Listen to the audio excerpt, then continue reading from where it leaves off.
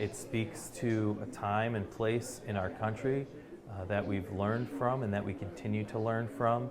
And that's really something that we do here every day. The souls of the game, voices of Black baseball, stories, artifacts, legacies being shared. But evolutions in Black baseball aren't over. History is continuing to unfold. Record books are being shaken up now that the accomplishments of former Negro Leagues players are being included in MLB statistics. More than 2,300 Negro Leagues players from 1920 to 1948 were added to the MLB database, and more stats are still being discovered. This after MLB recognized the Negro Leagues as its equivalent in December 2020.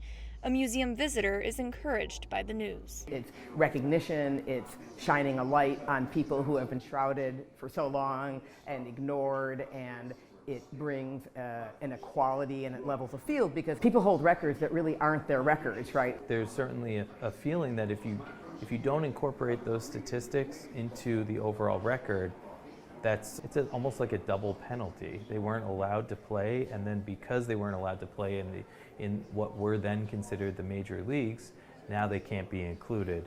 So this is one way of trying to make sure that those legacies aren't lost to the future. But with inclusion, there is the concern of a potential loss in understanding. I don't want in 25 years for people to be able to not be aware of our history simply because now those stats are included in the general.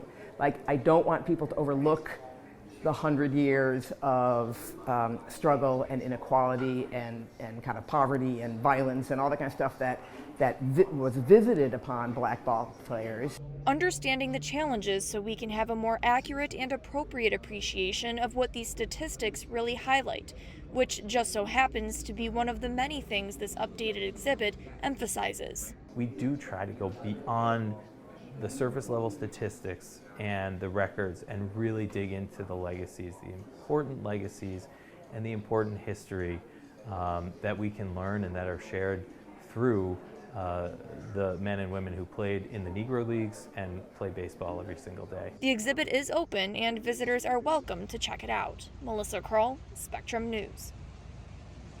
Thanks for watching our YouTube channel. For more stories in your community, click the subscribe button here. You can also download the Spectrum News app or watch us on TV for the latest information, balanced coverage, weather updates every 10 minutes, and more. We'll see you then.